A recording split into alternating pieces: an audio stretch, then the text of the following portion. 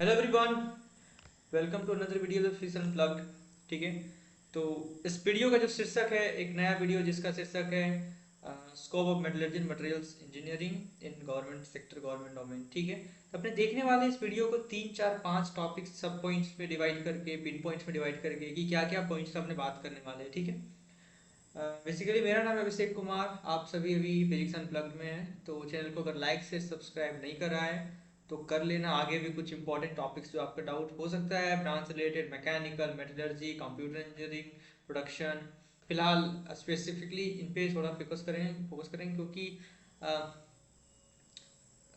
NIMT में ये 4 branches है जो भी यहाँ पे आ रहे हैं, उनको काफ़ी क्लैरिटी हो सारे ब्रांचेस का। तो जितना मेरे से पॉसिबल हो पा रहा है ब्रांचेस के रिलेटेड अपडेट्स नॉलेज में, उतना वीडियो बनाने का, उन पे कंटेंट बनाने का कोशिश कर रहा हूँ। ठीक है, बाकी अपने और भी डिस्कस करेंगे कॉलेज रिव्यू वगैरह वगैरह। तो चैनल में नए हो तो लाइक शेयर सब्सक्राइब कर लेना, जितना पॉसिबल हो पाए शेयर करना कर देना। तो अपने जो डिस्कस करने वाले हैं इस टॉपिक पे, वो होगा location of branch. Okay, and GATE में क्या होता है, रिजल्ट कितने ईयर वैलिड होता है, PSUs में कौन से ईयर का रिजल्ट रिक्वायर्ड होता है। ठीक है, लिस्ट ऑफ PSUs। ठीक है, कितने वैकेंसी आते हैं पर ईयर। ठीक है, और जो लास्ट पॉइंट है वो है eligibility in any other government sector. ठीक है, क्या होता है, कुछ इंजीनियरिंग, कुछ ग्रेजुएशन जो होता है वो कुछ इंजीनियरिंग सेक्टर जो कि गवर्नमेंट मतलब गवर्नमेंट सेक्टर में ही कुछ ब्रांचेस अलाउड नहीं होते, वो भी अपने डिस्कस करने वाले हैं। ठीक है, जो कि मेनली डाउट होगा कुछ लोगों को। ठीक है, तो अपने स्टार्ट करते हैं लोकेशन ऑफ ब्रांच से। क्या होता है कि ये जो ब्रांच है मेटलर्जी एंड मटेरियल्स इंजीनियरिंग, ये IITs, NITs और कुछ GFTIs, और कुछ GFTIs में NIMT formerly known as NIFT भी है। ठीक है, तो और कुछ स्टेट इंजीनियरिंग कॉलेज भी होता है टॉप नॉच, जो स्टेट में होते हैं अच्छे खासे, जैसे झारखंड में BIT सिंदरी है, उस पर मेटलर्जी मटेरियल्स इंजीनियरिंग है। वैसे कुछ कुछ कॉलेजेस होंगे, उनमें काफ़ी चुनिंदा कॉलेज में metallurgy and materials engineering present होता है, जिससे कि कंपटीशन काफ़ी कम होता है। ठीक है, कंपटीशन काफ़ी कम होता है, जैसे कि एक साल में गेट में जो अपीयर करते हैं वो तीन या फिर तो 3.5 हज़ार के बाद आसपास, वही जो रेंज 3000 ±500 कर लेना, वो भी वही अपीयरेंस होता है। तो देख लो इतना कम होता है। अदर ब्रांचेस में तुम गूगल करना, 1 लाख 1.5 लाख 2 लाख उतने बच्चे अपीयर करते हैं गेट में, बल्कि मेटलर्जी मटेरियल्स इंजीनियरिंग में बहुत कम होता है। ये टॉपिक क्लियर हो गया। दूसरा आपने बात करने वाले हैं गेट में। गेट क्या होता है, तो गेट ऑब्वियसली सबको पता होगा गेट के बारे में। तो अपने इसके रिजल्ट और वैलिडिटी पे भी डिस्कस कर लेते हैं। अगर तुम थर्ड ईयर में भी गेट पे एलिजिबल होते हो, तुम गेट दे सकते हो, तुम्हारा रिजल्ट आता है और वो 3 साल तक वैलिड होता है तुम्हारा रिजल्ट। वो रिजल्ट केवल तुम्हारे मतलब मैं ये बोलना चाह रहा हूँ, अगर तुम थर्ड ईयर में रिजल्ट गेट देते हो तो उस ईयर में अगर तुम्हारा कोई रिजल्ट आता है बढ़िया, तो तुम PSU के लिए अप्लाई नहीं कर सकते क्योंकि तुम्हारा बीटेक 4 साल कंप्लीट नहीं हुआ है। उस रिजल्ट से तुम्हारा वैलिडिटी जो होता है गेट का, वो 3 साल तक का होता है, मतलब करेंट ईयर एक नेक्स्ट, उससे आगे नेक्स्ट, मतलब उस टाइम तक तुम कोई IIT NIT में तुम्हारे रैंक के हिसाब से एडमिशन ले सकते हो गेट के रिजल्ट से। अब PSU जो भी रिक्रूट करती है वो करेंट ईयर का जो भी मार्क्स होता है या फिर रैंक होता है उसके हिसाब से रिक्रूट करती है या फिर इंटरव्यू के लिए बुलाती है। तो आई गेस ये भी डाउट क्लियर हो गया होगा। ठीक है, फाइनल ईयर, हाँ, और फिर अगर तुम फाइनल ईयर में अपीयर होगा गेट में और तुम्हारा अच्छा खासा रैंक आया तो फिर जा सकते हो तुम PSU में। ठीक है, क्योंकि थर्ड ईयर में तुम नहीं जा सकते, वैलिडिटी तो 3 साल का होता ही है। तुम फाइनल ईयर में दो या फिर थर्ड ईयर में दो, फाइनल ईयर में भी दोगे तो तुम PSU के लिए एलिजिबल होगे, और 3 साल तक वैलिडिटी तो ऑब्वियसली थर्ड ईयर में भी होगा, फोर्थ ईयर में भी होगा।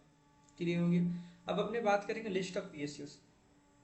तो लिस्ट ऑफ PSUs बताने से पहले हम एक पॉइंट और बताना चाह रहे हैं कि एक और कंपटीशन के पॉइंट ऑफ व्यू से एक बात, कि मेटलर्जी जितने भी IITs में, NITs में, कुछ मेरे दोस्त जो IITs में, NITs में जो मेटलर्जी स्पेसिफिकली वो मेटलर्जी कर रहे हैं, तो एक चीज़ हम ऑब्जर्व कर रहे हैं कि जितने भी मेटलर्जी वाले होते हैं IITs में, वो मेनली मेटलर्जी चूज कर लेते हैं, लेकिन उनका जो फोकस होता है वो टेक्निकल चीज़ों पे होते हैं, वो टेक फील्ड में ही जाना, मतलब most of the tech field में जाना चाहते हैं, वो कोर मेटलर्जी नहीं पढ़ना चाहते।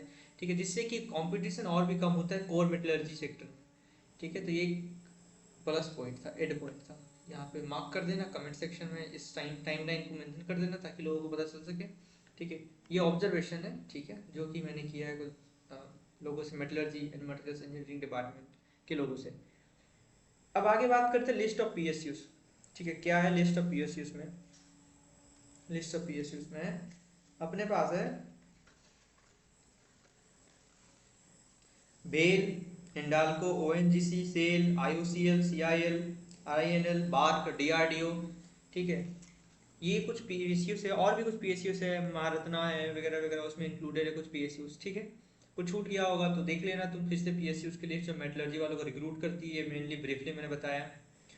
तो जितने भी अभी पीएसयूज हम डिस्कस करें, वो क्या था, पहले सारे के सारे गेट से रिक्रूट करते थे कि गेट में तुम्हारा रैंक आया, तुमको इंटरव्यू के लिए बुलाया जाएगा वगैरह वगैरह। लेकिन अभी कुछ पीएसयूज जो है वो वो खुद का ही एग्जाम कंडक्ट कराते हैं। ठीक है, जिनका सिलेबस ऑब्वियसली गेट के आसपास ही होता है, वही होता है, लेकिन उनका जो एंट्रेंस होता है वो अलग होता है, गेट से वो नहीं लेते, वो खुद का एंट्रेंस लेते हैं। ठीक है, तो ये क्लियर हो गया। अब अपने बात करने क्या वाले थे लास्ट पॉइंट पे, आ, कि कहाँ कहाँ एलिजिबल नहीं है मेटलर्जी वाला डिपार्टमेंट। ठीक है, सबसे पहले डिस्कस करने वाले हैं अपने यूपीएससी आईईएस। ठीक है, UPSC IES, SSC JE, RRB JE. ठीक है, ये सब चीज़ों में मेटलर्जी डिपार्टमेंट अलाउड नहीं है। ठीक है, फिर स्टेट एई जीई, इसमें भी अलाउड नहीं है। अब कौन कौन से एलिजिबल है? Civil, mechanical, electrical.